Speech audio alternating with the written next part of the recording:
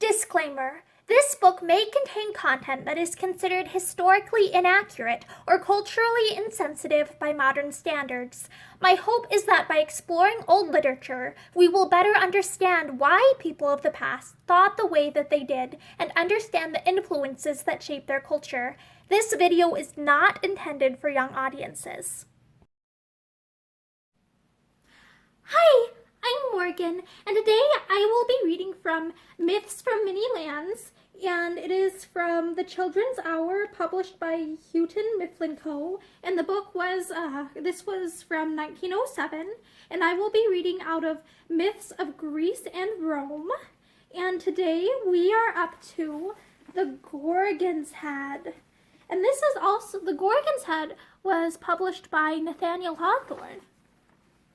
So, Perseus was the son of Danae, who was the daughter of a king.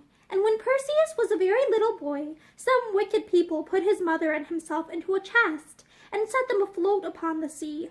The wind blew freshly, and drove the chest away from the shore, and the uneasy billows tossed it up and down, while Danae clasped her child closely to her bosom, and dreaded that some big wave would dash its foamy crest over them both. The chest sailed on, however, and neither sank nor was upset, until, when night was coming, it floated so near an island that it got entangled in a fisherman's nets, and was drawn out high and dry upon the sand. The island was called Seriphus, and it was reigned over by King Polydectes, who happened to be the fisherman's brother. The fisherman, I am glad to tell you, was an exceedingly humane and upright man. He showed great kindness to Danae and her little boy, and continued to befriend them, until Perseus had grown to be a handsome youth, very strong and active, and skillful in the use of arms. Long before this time, King Polydectes had seen the two strangers, the mother and her child, who had come to his dominions in a floating chest, and who was not good and kind like his brother the fisherman, but extremely wicked. He resolved to send Perseus on a dangerous enterprise in which he would probably be killed, and then to do some great mischief to Danae herself. So this bad-hearted king spent a long while in considering what was the most dangerous thing that a young man could possibly undertake to perform. At last, having hit upon an enterprise that promised to turn out as fatally as he desired, he sent for the youthful Perseus. The young man came to the palace, and found the king sitting upon his throne. "Perseus," said King Polydectes, smiling craftily upon him, "you are grown up a fine young man. You and your good mother have received a great deal of kindness from myself, as well as from my worthy brother the fisherman, and I suppose you would not be sorry to repay some of it." "Please, your majesty," answered Perseus, "I would willingly risk my life to do so." "Well then," continued the king, still with a cunning smile on his lips, I have a little adventure to propose to you, and as you are a brave and enterprising youth, you will doubtless look upon it as a great piece of good luck to have so rare an opportunity of distinguishing yourself. You must know, my good Perseus, I think of getting married to the beautiful Princess Hippodamia, and it is customary on these occasions to make the bride a present of some far-fetched and elegant curiosity. I have been a little perplexed, I must honestly confess, where to obtain anything likely to please a princess of her exquisite taste. But this morning, I flatter myself, I have thought of precisely the article." "And can I assist your majesty in obtaining it?" cried Perseus eagerly. "You can, if you are as brave a youth as I believe you to be," replied King Polydectes with the utmost graciousness of manner. "The bridal gift which I have set to my heart on presenting to the beautiful Hippodamia is the head of the Gorgon Medusa with the snaky locks, and I depend upon you, my dear Perseus, to bring it to me. So, as I am anxious to settle affairs with the princess, the sooner you go in quest of the Gorgon, the better I shall be pleased." "I will set out tomorrow morning," answered Perseus. "Pray do so, my gallant youth," rejoined the king. "And, Perseus, in cutting off the Gorgon's head, be careful to make a clean stroke, so as not to injure its appearance. You must bring it home in the very best condition, in order to suit the exquisite taste of the beautiful Princess Hippodameia." Perseus left the palace, but was scarcely out of hearing before Polydectes burst into a laugh. Being greatly amused, wicked king that he was, to find how readily the young man fell into the snare.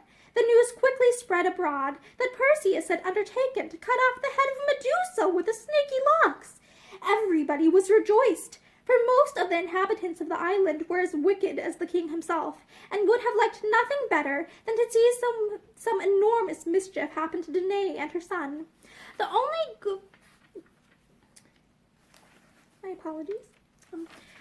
good man in this unfortunate island of Seriphus appears to have been the fisherman.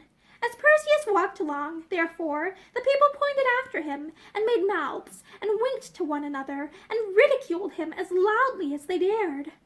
"Ho, ho!" cried they, "Medusa's snakes will sting him soundly."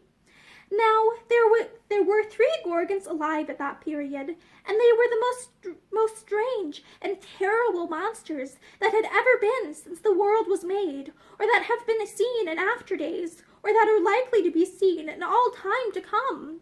I hardly know what sort of creature or hobgoblin to call them. They were 3 sisters, and seemed to have borne some distant resemblance to women, but were really a very frightful and mischievous species of dragon. It is, indeed, difficult to imagine what hideous beings these 3 sisters were. Why, instead of locks of hair, if you can believe me, they had each of them 100 enormous snakes growing on their heads, all alive, twisting, wriggling, curling, and thrusting out their venomous tongues, with forked stings at the end. The teeth of the Gorgons were terribly long tusks. Their hands were made of brass, and their bodies were all over scales, which, if not iron, were something as hard and impenetrable. They had wings, too, and exceedingly splendid ones, I can assure you, for every feather in them was pure, bright, glittering, burnished gold, and they looked very dazzlingly, no doubt, when the Gorgons were flying about in the sunshine. But when people happened to catch a glimpse of their glittering brightness aloft in the air, they seldom stopped to gaze, but ran and hid themselves as speedily as they could. You will think, perhaps, that they were afraid of being stung by the serpents that served the Gorgons instead of hair, or of having their heads bitten off by their ugly tusks, or of being torn all to pieces by their brazen claws. But, well, to be sure, these were some of the dangers, but by no means the greatest, nor the most difficult to avoid, for the worst thing about these abominable Gorgons was, that if once a poor mortal fixed his eyes full upon one of their faces, he was certain, that very instant, to be changed from warm flesh and blood into cold and lifeless stone. Thus, as you will easily perceive, it was a very dangerous adventure that the wicked King Polydectes had contrived for this innocent young man. Perseus himself, when he had thought over the matter, could not help seeing that he had very little chance of coming safely through it, and that he was far more likely to become a stone image than to bring back the head of Medusa with the snaky locks. For, not to speak of other difficulties, there was one which it would have puzzled an older man than Perseus to get over. Not only must he fight with and slay this golden-winged, iron-scaled, long-tusked, brazen-clawed, snaky-haired monster, but he must do it with his eyes shut, or at least without so much as a glance at the enemy with whom he was contending. Else, while his arm was lifted to strike, he would stiffen into stone, and stand with that uplifted arm for centuries, until time and the wind and weather should crumble him quite away. This would be a very sad thing to befall a young man who wanted to perform a great many brave deeds, and to enjoy a great deal of happiness in this bright and beautiful world. So disconsolate did did these thoughts make him, that Perseus could not bear to tell his mother what he had undertaken to do. He therefore took his shield, girded on his sword, and crossed over from the island to the mainland, where he sat down in a solitary place, and hardly refrained from shedding tears. But while he was in this sorrowful mood, he heard a voice close beside him. "Perseus," said the voice, "why are you sad?" He lifted his head from his hands, in which he had hidden it, and behold, all alone as Perseus had supposed himself to be, there was a stranger in the solitary place. It was a brisk, intelligent, and remarkably shrewd-looking young man, with a cloak over his shoulders, an odd sort of cap on his head, a strangely twisted staff in his hand, and a short and very crooked sword hanging by his side. He was exceedingly light and active in his figure, like a person much accustomed to gymnastic exercises, and well able to leap or run. Above all, the stranger had such a cheerful, knowing, and helpful aspect, though it was certainly a little mischievous into the bargain, that Perseus could not help feeling his spirits grow livelier as he gazed at him. Besides, being really a courageous youth, he felt greatly ashamed that anybody should have found him with tears in his eyes, like a timid little schoolboy, when, after all, there might be no occasion for despair. So Perseus wiped his eyes, and answered the stranger pretty briskly, putting on as brave a look as he could. "I am not so very sad," said he, "only thoughtful about an adventure that I have undertaken." "Oh ho!" answered the stranger. "Well, tell me all about it, and possibly I may be of service to you. I have helped a good many young men through adventures that looked difficult enough beforehand. Perhaps you may have heard of me. I have more names than one, but the name of Quicksilver suits me as well as any other. Tell me what the trouble is, and we will talk the matter over, and see what can be done." The stranger's words and manner put Perseus into quite a different mood from his former. He resolved to tell Quicksilver all his difficulties, since he could not easily be worse off than he already was, and, very possibly, his new friend might give him some advice that would turn out well in the end. So he let the stranger know, in few words, precisely what the case was. How the King Polydectes wanted the head of Medusa with the snaky locks as a bridal gift for the beautiful Princess Hippodamia, and how that he had undertaken to get it for him, but was afraid of being turned to stone. "And that would be a great pity," said Quicksilver, with his mischievous smile. "You would make a very handsome marble statue, it is true, and it would be a considerable number of centuries before you crumbled away. But, on the whole, one would rather be a young man for a few years than a stone image for a great many." "Oh, far rather," exclaimed Perseus, with the tears again standing in his eyes. "And besides, what would my dear mother do if her beloved son were turned into a stone?" "Well, well, let us hope that the affair will not turn out so very badly," replied Quicksilver, in an encouraging tone. "I am the very person to help you, if anybody can. My sister and myself will do our utmost to bring you safe through the adventure, ugly as it now looks." "Your sister?" repeated Perseus. "Yes, my sister," said the stranger. "She is very wise, I promise you. And as for myself, I generally have all my wits about me, such as they are. If you show yourself bold and cautious, and follow our advice, you need not fear being a stone image yet awhile. But, first of all, you must polish your shield, till you can see your face in it as distinctly as in a mirror." This seemed to Perseus rather an odd beginning of the adventure, for he thought it of far more consequence that the shield should be strong enough to defend him from the Gorgon's brazen claws, than that it should be bright enough to show him the reflection of his face. However, concluding that Quicksilver knew better than himself, he immediately set to work, and scrubbed the shield with so much diligence and goodwill that it very quickly shone like the moon in harvest time. Quicksilver looked at it with a smile, and nodded his approbation. Then, taking off his own short and crooked sword, he girded it about Perseus, instead of the one which he had before worn. No sword but mine will answer your purpose, observed he. The blade has a most excellent temper, and will cut through iron and brass as easily as through the slenderest twig. And now we will set out. The next thing is to find the 3 gray women, who will tell us where to find the nymphs.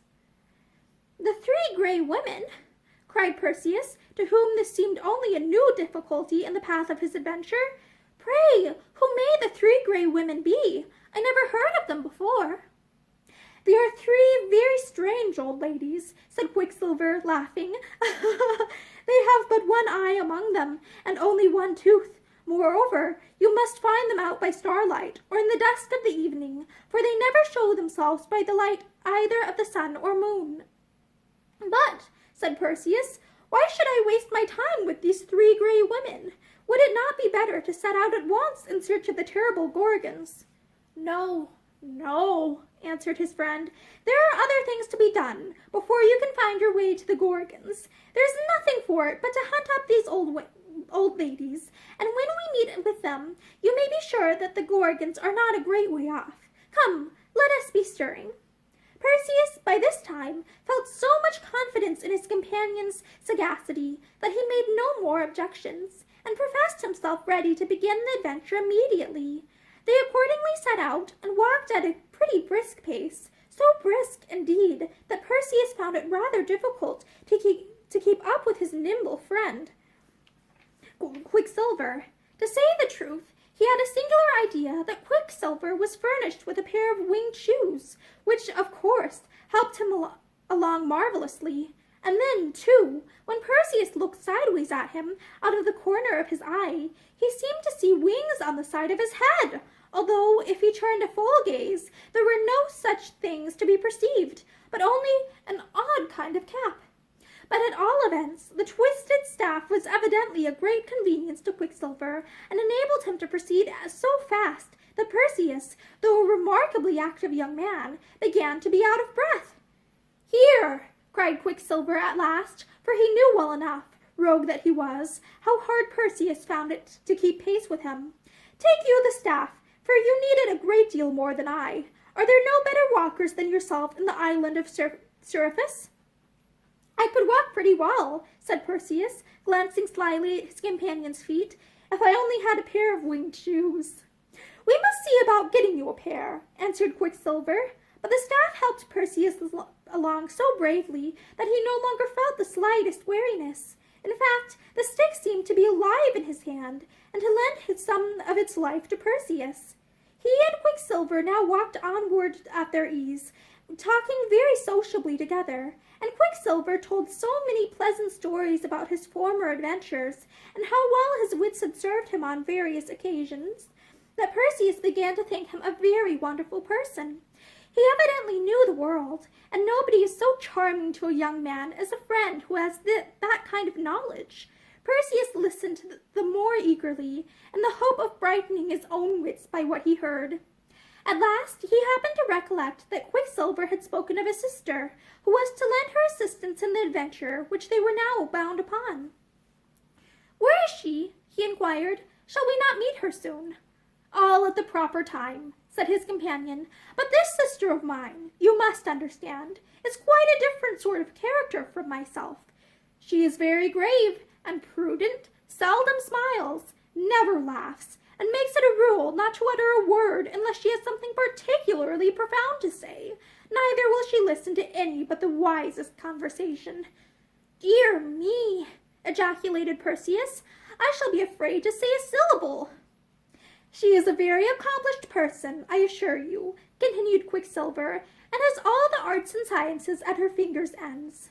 In short, she is so immoderately wise that many people call her wisdom personified. But, to tell you the truth, she is hardly vivacity enough for my taste, and I think you would scarcely find her so pleasant as a traveling companion as myself. She has her good points, nevertheless, and you will find the benefit of them in your encounter with the Gorgons. By this time it had grown quite dusk. They were now come to a very wild and desert place, overgrown with shaggy bushes, and so silent and solitary that nobody seemed ever to have dwelt or journeyed there. All was was waste and desolate in the gray twilight, which grew every moment more obscure. Perseus looked about him rather disconsolately, and asked Quicksilver whether they had a great deal farther to go. "Hist, hist," whispered his companion. "Make no noise. This is just the time and place to meet the 3 gray women. Be careful that they do not see you before you see them, for, though they have but a single eye among the 3, it is as sharp-sighted as 6 common eyes." "But what must I do?" asked Perseus. "When we meet them?" Quicksilver explained to Perseus how the 3 gray women managed with their one eye. They were in the habit, it seems, of changing it from one to another, as if it had been a pair of spectacles, or, which would have suited them better, a quizzing glass. When one of the three had kept the eye a certain time, she took it out of the socket and passed it to one of her sisters, whose turn it might happen to be, and who immediately clapped it into her own head and enjoyed a peep at the visible world. Thus it will easily be understood that only one of the 3 gray women could see, while the other 2 were in utter darkness. And, moreover, at the instant when the eye was passing from hand to hand, neither of the poor old ladies was able to see a wink. I have heard of a great many strange things in my day, and have witnessed not a few, but none, it seems to me, that can compare with the oddity of these 3 gray women, all peeping through a single eye. So thought Perseus likewise, and was so astonished that he almost fancied his companion was joking with him, and that there were no such old women in the world. You will soon find whether I tell the truth or no," observed Quicksilver. "Hark! Hush! Hist! Hist! There they come now." Perseus looked earnestly through the dusk of the evening, and there, sure enough, at no great distance off, he descried the 3 gray women. The light being so faint, he could not well make out what sort of figures they were, only he discovered that they had long gray hair, and, as they came nearer, he saw that 2 of them had but the empty socket of an eye in the middle of their foreheads, but in the middle of the 3rd sister's forehead there was a very large, bright, and piercing eye, which sparkled like a great diamond in a ring, and so penetrating did it seem to be, that Perseus could not help thinking it must possess the gift of seeing in the darkest midnight just as perfectly as at noonday. The sight of the 3 persons' eyes was melted and collected into that single one. Thus the 3 old dames got along about as comfortably upon the whole as if they could all see at once. She who chanced to have the eye in her forehead led the other 2 by the hands, peeping sharply about her all the while, insomuch that Perseus dreaded lest she should see right through the thick clump of bushes behind which he and Quicksilver had hidden themselves. My stars! It was positively terrible to be within reach of so very sharp an eye. But before they reached the clump of bushes, one of the 3 gray women spoke. "Sister, Sister Scarecrow," cried she, "you have had the eye long enough. It is my turn now." "Let me keep it a moment longer, Sister Nightmare," answered Scarecrow. "I thought I had a glimpse of something behind that thick bush." "Well, and what of that?" retorted Nightmare peevishly. "Can't I see into a thick bush as easily as yourself? The eye is mine as well as yours, and I know the use of it as well as you, or maybe a little better. I insist upon taking a peep immediately." And here the 3rd sister, whose name was Shakejoint, began to complain, and said that it was her turn to have the eye, and that Scarecrow and Nightmare wanted to keep it all to themselves. To end the dispute, old Dame Scarecrow took the eye out of her forehead and held it forth in her hand. "Take it, one of you," cried she, "and quit this foolish quarreling. For my part, I shall be glad of a little thick darkness. Take it quickly, however, or I must clap it into my own head again." Accordingly, both Nightmare and Shakejoint put out their hands, groping eagerly to snatch the eye out of the hand of Scarecrow, but, being both alike blind, they could not easily find where Scarecrow's hand was, and Scarecrow, being now just as much in the dark as Shakejoint and Nightmare, could not at once meet either of their hands in order to put the eye into it. Thus, as you will see with half an eye, my wise little auditors, these good old dames had fallen into a strange perplexity, For, though the eye shone and glistened like a star, a scarecrow held it out, yet the gray women caught not the least glimpse of it, and were all three in utter darkness, from too impatient a desire to see. Quicksilver was so much tickled at beholding Shakejoint and Nightmare both groping for the eye, and each finding fault with Scarecrow and one another, that he could scarcely help laughing out loud. "Now is your time," he whispered to Perseus. "Quick, quick, before they can clap the eye into either of their heads, rush out upon the old ladies and snatch it from Scarecrow's hand." In an instant, while the three gray women were still scolding each other, Perseus leapt from behind the clump of bushes and made himself master of the prize. The marvelous eye, as he held it in his hand, shone very brightly, and seemed to look up into his face with a knowing air, and an expression as if it would have winked, had it been provided with a pair of eyelids for that purpose. But the gray women knew nothing of what had happened, and, each supposing that one of her sisters was in possession of the eye, they began to quarrel anew. At last, as Perseus did not wish to put these respectable dames to greater inconvenience than was really necessary, he thought it right to explain the matter. "My good ladies," said he, "pray do not be angry with one another. If anybody is in fault, it is myself.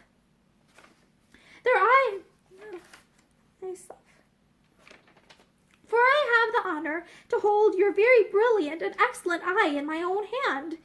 "You have our eye, and who are you?" screamed the three gray women, all in a breath, for they were terribly frightened, of course, at hearing a strange voice, and discovering that their eyesight had got into the hands of they could not guess whom.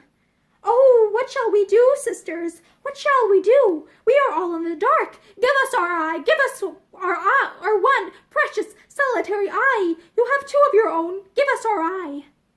"Tell them," whispered Quicksilver to Perseus, "that they shall have back the eye as soon as they direct you where to find the nymphs who have the flying slippers, the magic wallet, and the helmet of darkness."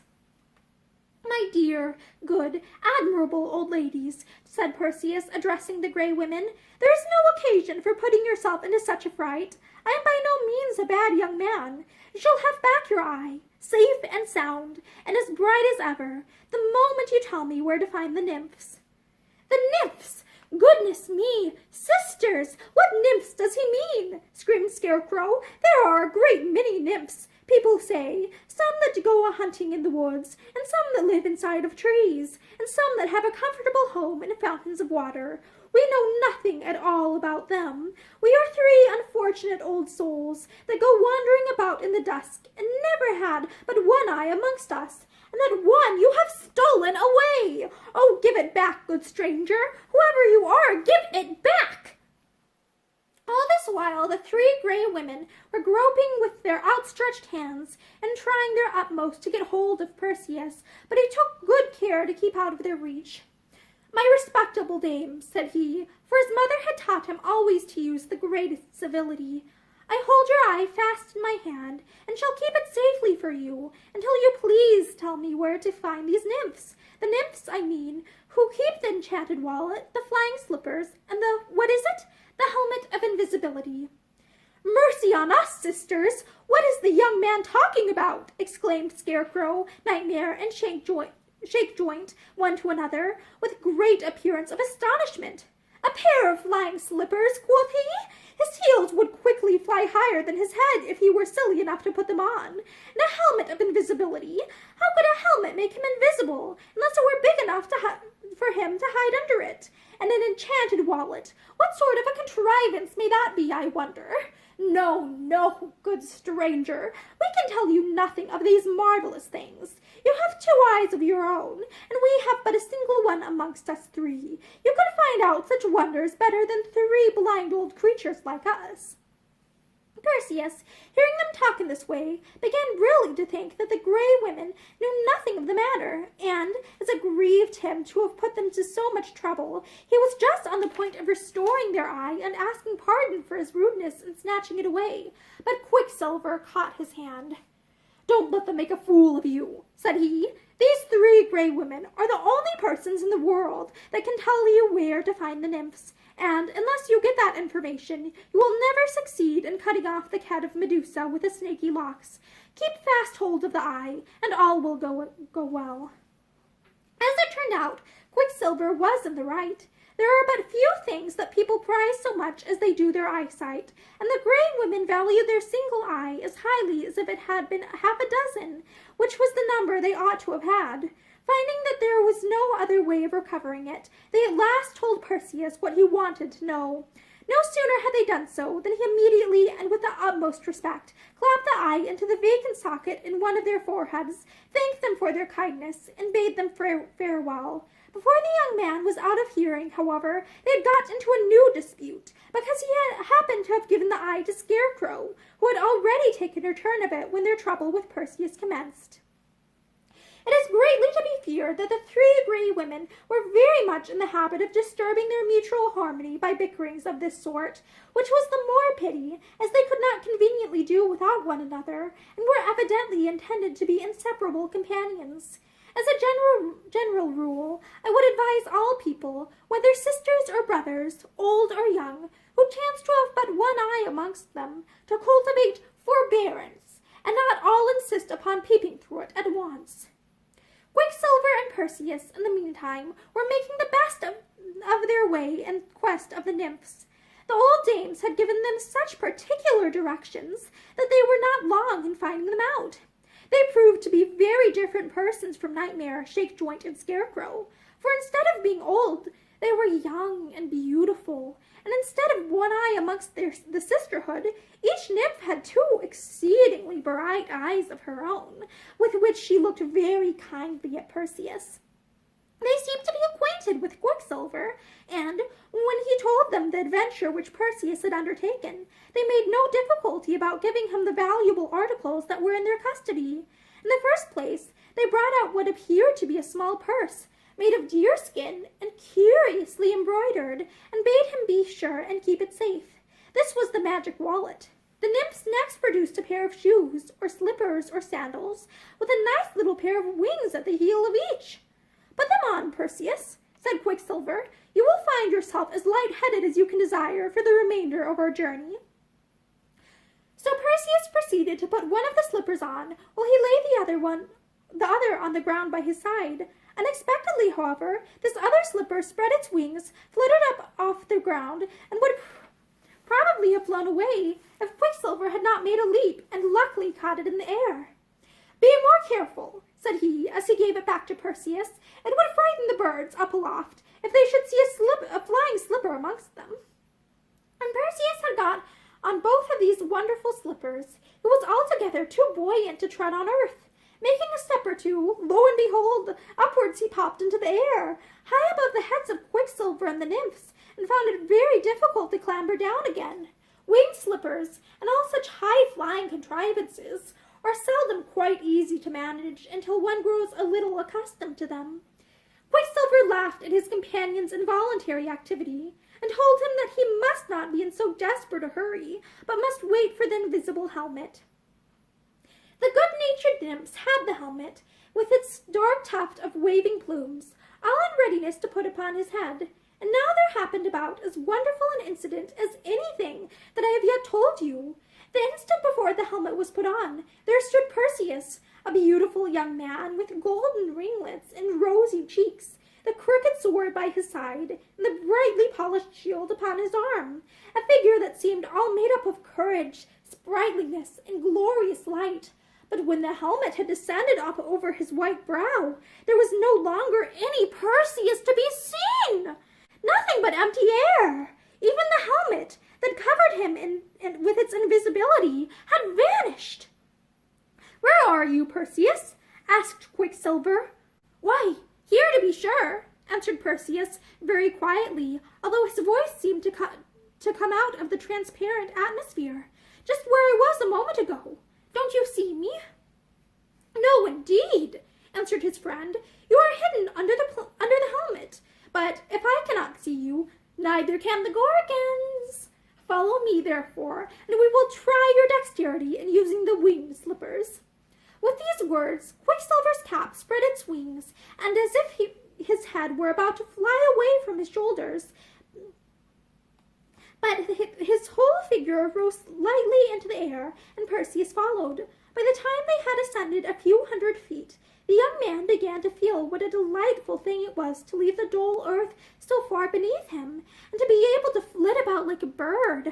It was now deep night. Perseus looked upward and saw the round, bright, silvery moon, and thought that he should desire nothing better than to soar up thither and spend his life there. Then he looked downward again, and saw the earth with its seas and lakes, and the silver courses of its rivers, and its snowy mountain peaks, and the breadth of its fields, and the dark cluster of its woods, and its cities of white marble. And with the moonshine sleeping over the whole scene, it was as beautiful as the moon or any star could be. And, among other objects, he saw the island of Seriphus, where his dear mother was. Sometimes he and Quicksilver approached a cloud that, at a distance, looked as if it were made of fleecy silver, although when they plunged into it, they found themselves chilled and moistened with gray mist. So swift was their flight, however, that in an instant they emerged from the cloud into the moonlight again. Once a high-soaring eagle flew right against the invisible Perseus. The bravest sights were the meteors that gleamed suddenly out, as if a bonfire had been kindled in the sky, and made the moonshine pale for as much as 100 miles around them. As the two companions flew onward, Perseus fancied that he could hear the rustle of a garment close by his side, and it was on the side opposite to the one where he beheld Quicksilver, yet only Quicksilver was visible. "Whose garment is this?" inquired Perseus, "that keeps rustling close beside me in the breeze?" "Oh, it is my sister's," answered Quicksilver. "She is coming along with us, as I told you she would. We could do nothing without the help of my sister. You have no idea how wise she is. She has such eyes, too. Why, she can see you, at this moment, just as distinctly as if you were not invisible. And I'll venture to say, she will be the first to discover the Gorgons." By this time, in their swift voyage through the air, they had come within sight of the great ocean, and were soon flying over it. Far beneath them, the waves tossed themselves tumultuously in mid-sea, or rolled a white surf line upon the long beaches, or foamed against the rocky cliffs with a roar that was thunderous in the lower world, although it became a gentle murmur, like the voice of a baby half asleep, before it reached the ears of Perseus. Just then a voice spoke in the air close by him. It seemed to be a woman's voice, and was melodious, though not exactly what might be called sweet, but grave and mild. "Perseus," said the voice, "there are the Gorgons." "Where?" exclaimed Perseus. "I cannot see them." "On the shore of that island beneath you," replied the voice. "A pebble, dropped from your hand, would strike in the midst of them." "I told you she would be the first to discover them," said Quicksilver to Perseus, "and there they are." Straight downward, 2 or 3,000 feet below him, Perseus perceived a small island, with the sea breaking into white foam all around its rocky shore, except on one side, where there was a beach of snowy sand. He descended towards it, and looking earnestly at a cluster or heap of brightness, at the foot of a precipice of black rocks, behold, there were the terrible Gorgons. They lay fast asleep, soothed by the thunder of the sea, for it required a tumult that would have deafened everybody else to lull such fierce creatures into slumber. The moonlight glistened on their steely scales, and on their golden wings, which drooped idly over the sand. Their brazen claws, horrible to look at, were thrust out, and clutched the wave-beaten fragments of rock, while the sleeping Gorgons dreamed of tearing some poor mortal all to pieces. The snakes that served them instead of hair seemed likewise to be asleep, although now and then one would writhe and lift its head and thrust out its forked tongue, emitting a drowsy hiss, and then let itself subside among its sister snakes. The Gorgons were more like an awful, gigantic kind of insect, immense golden-winged beetles, or dragonflies, or things of that sort, at once ugly and beautiful, than like anything else, only that they were 1,000 and 1,000,000 times as big, and, with all this, there was something partly human about them, too. Luckily for Perseus, their Their faces were completely hidden from him by the posture in which they lay, for had he but looked one instant at them, he would have fallen heavily out of the air, an image of senseless stone. "Now," whispered Quicksilver, as he hovered by the side of Perseus, "now is your time to do the deed. Be quick, for if one of the Gorgons should awake, you are too late." "Which shall I strike at?" asked Perseus, drawing his sword and descending a little lower. They all three look alike. All three have snaky locks. Which of the three is Medusa? It must be understood that Medusa was the only one of these dragon monsters whose head Perseus could possibly cut off. As for the other two, let him have the sharpest sword that ever was forged, and he might have hacked away by the hour together without doing them the least harm. "Be cautious," said the calm voice which had before spoken to him.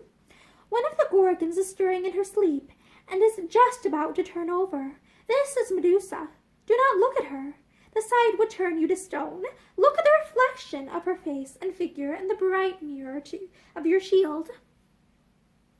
Perseus now understood Quicksilver's motives for so earnestly exhorting him to polish his shield. In its surface he could safely look at the reflection of the Gorgon's face. And there it was, that terrible countenance, mirrored in the brightness of the shield, with the moonlight falling over it and displaying all its horror. The snakes, whose venomous natures could not altogether sleep, kept twisting themselves over the forehead. It was the fiercest and most horrible face that ever was seen or imagined, and yet with a strange, fearful, and savage kind of beauty in it. The eyes were closed, and the Gorgon was still in a deep slumber, but there was an unquiet expression disturbing her features, as if the monster was troubled with an ugly dream. She gnashed her white tusks and dug into the sand with her brazen claws. The snakes, too, seemed to feel Medusa's dream, and to be made more restless by it. They twined themselves into tumultuous knots, writhed fiercely, and uplifted 100 hissing heads without opening their eyes. Now, whispered Quicksilver, who was growing impatient, "make a dash at the monster." "But be calm," said the grave, melodious voice at the young man's side. "Look in your shield as you fly downward, and take care that you do not miss your first stroke." Perseus flew cautiously downward, still keeping his eyes on Medusa's face, as reflected in his shield. The nearer he came, the more terrible did the snaky visage and metallic body of the monster grow. At last, when he found himself hovering over her within arm's length, Perseus uplifted his sword, while at the same instant each separate snake upon the Gorgon's head stretched threateningly upward, and Medusa unclosed her eyes. But she awoke too late. The sword was sharp, the stroke fell like a lightning flash, and the head of the wicked Medusa tumbled from her body. "Admirably done!" cried Quicksilver. "Make haste and clap the head into your magic wallet." To the astonishment of Perseus, the small embroidered wallet, which he had hung about his neck, and which had hitherto been no bigger than a purse, grew all at once large enough to contain Medusa's head.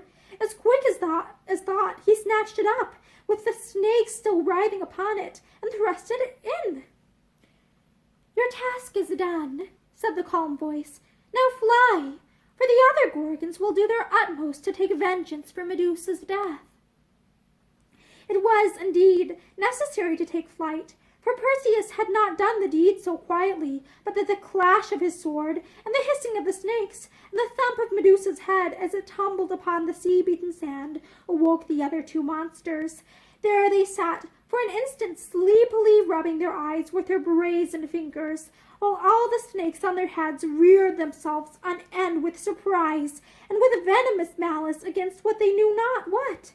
But when the Gorgon saw the scaly carcass of Medusa, headless, and her golden wings all ruffled, and half spread out on the sand, it was really awful to hear what yells and screeches they set up. And then the snakes! They sent forth 100-fold hiss with one consent, and Medusa's snakes answered them out of the magic wallet.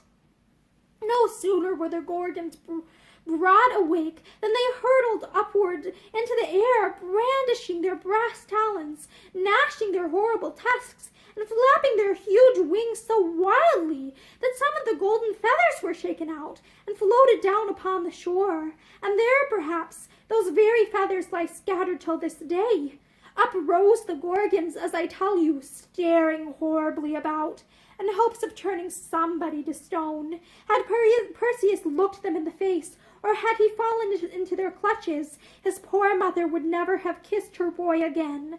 But he took good care to turn his eyes another way, and, as he wore the helmet of invisibility, the Gorgons knew not in what direction to follow him.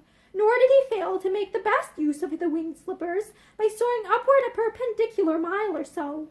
At that height, when the screams of those abominable creatures sounded faintly beneath him, he made a straight course for the island of Seriphus, in order to carry Medusa's head to the King Polydectes.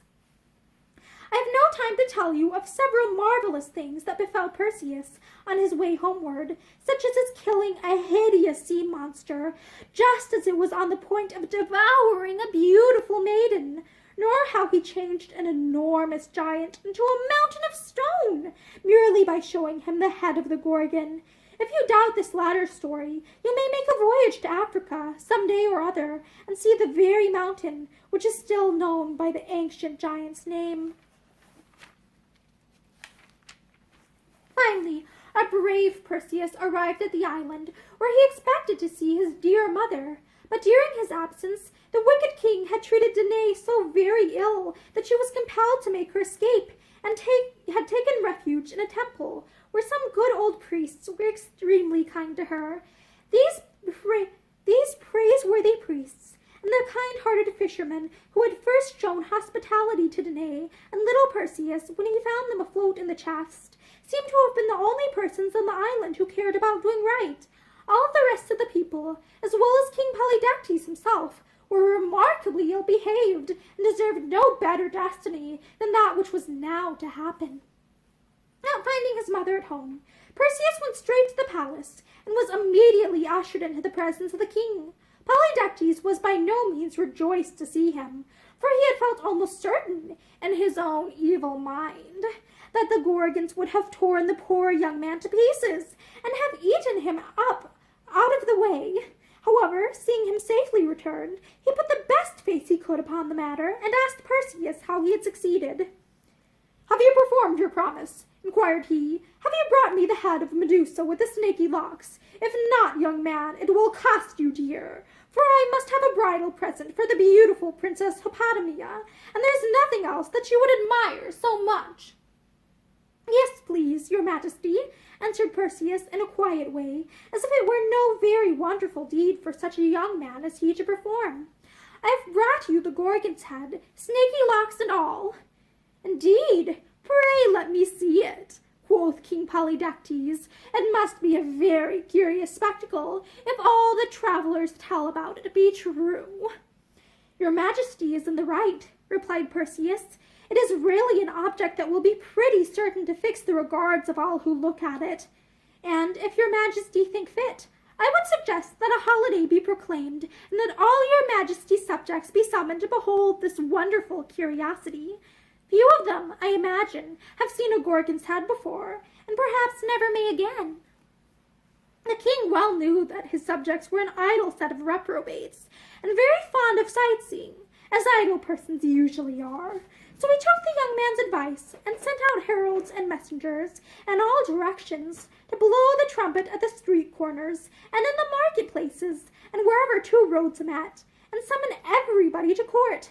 Thither, accordingly, came a great multitude of good-for-nothing vagabonds, all of whom, out of pure love of mischief, would have been glad if Perseus had met with some ill hap in his encounter with the Gorgons.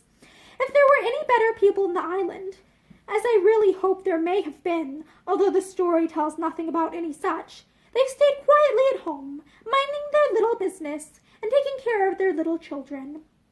Most of the inhabitants, at all events, ran as fast as they could to the palace, and shoved and pushed and elbowed one another in their eagerness to get near a balcony, on which Perseus showed himself, holding the embroidered wallet in his hand. On a platform, within full view of the balcony, sat the mighty King Polydectes amid his evil counselors, and with his flattering courtiers in a semicircle round him. Monarch, counselors, courtiers, and subjects all gazed eagerly towards Perseus. "Show us the head! Show us the head!" shouted the people, and there was a fierceness in their cry, as if they would tear Perseus to pieces unless he should satisfy them with what he had to show. "Show us the head of Medusa with the snaky locks!" A feeling of sorrow and pity came over the youthful Perseus. "O King Polydectes," cried he, "and ye many people, I am very loath to show you the Gorgon's head." "Ah, the villain and coward!" yelled the people more fiercely than before. "He is making game of us. He has no Gorgon's head. Show us the head if you have it, or we will take your own head for a football." The evil counselors whispered bad advice in the king's ear. The courtiers murmured, with one consent, that Perseus had shown disrespect to their royal lord and master, and the great King Polydectes himself waved his hand and ordered him, with the stern, deep voice of authority on his peril, to produce the head. "Show me the Gorgon's head, or I will cut off your own." And Perseus sighed. And here is an image. It says, "Behold it then," cried Perseus. It's like an illustration here. And it looks like it's Perseus holding a shield in one hand. And he is holding up the head of Medusa to the crowd in the background. So here is the illustration.